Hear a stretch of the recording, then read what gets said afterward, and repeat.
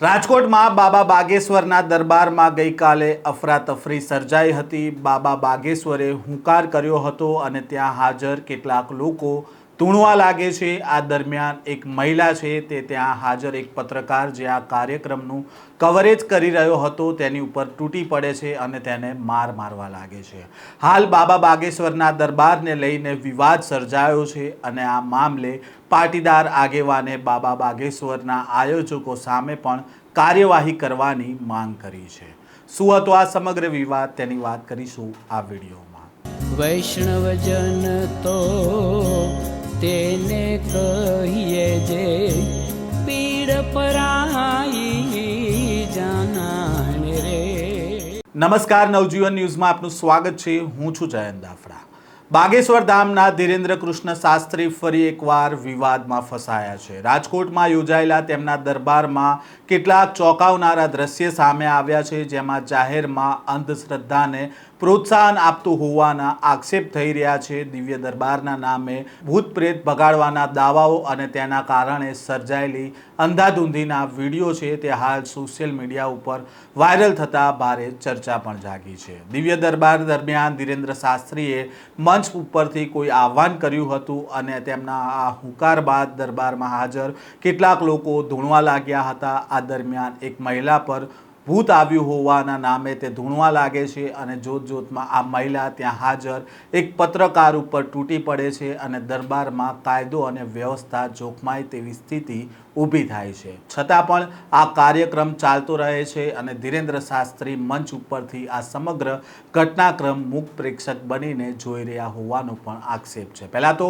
આ મામલાને લઈને શું કહી રહ્યા છે પાટીદાર આગેવાન પુરુષોત્તમ પીપળિયા, તેમને સાંભળીએ। બાબા બાગેશ્વરના દરબારમાં જે કંઈ ગઈકાલે ડ્રામા સર્જાયો, ડાકીની સાકીની પિચાસીને ધૂણાવવામાં આવ્યા,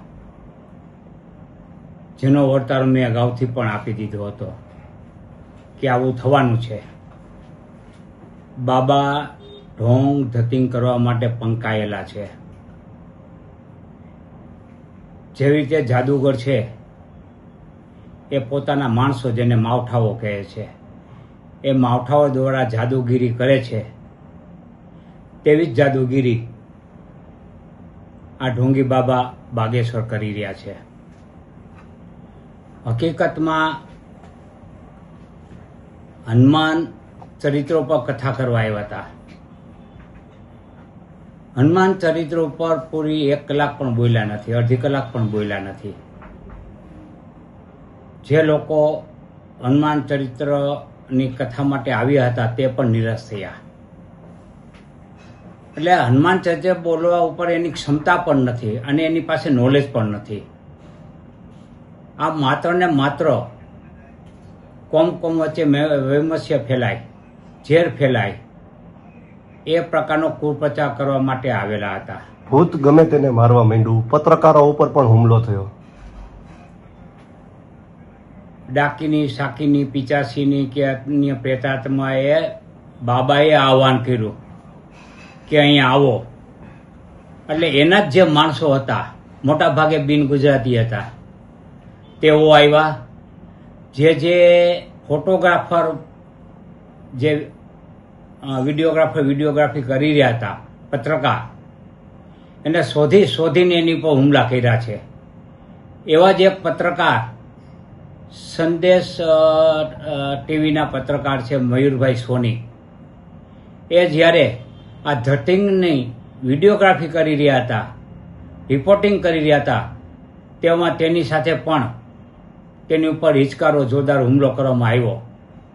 પરંતુ એ જામવાદ પત્રકારે ડાકીની સાકીનેના ચોટલા પકડી અને પીટી અને એની શાન ઠેકાણે લાવી દીધી ભૈરા દરબારમાં। જો એ ડાકીની સાકીની પિચાસીની એટલી જ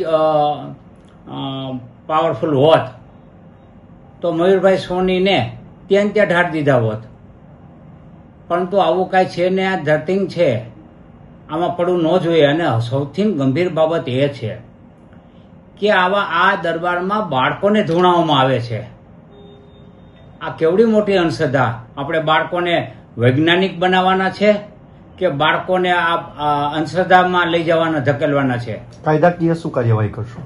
કાયદાકીય ગુજરાતનો જે કાયદો છે, અઘોરી પ્રથા, જાદુગીરી, અંધશ્રદ્ધા ફેલાવવાનો, એ 2024ના કાયદા હેઠળ પોલીસ પગલાં લે અને સુઓ મોટો ફરિયાદ દાખલ કરે અને આયોજકો અને બાબા વિરુદ્ધ કાર્યવાહી કરે.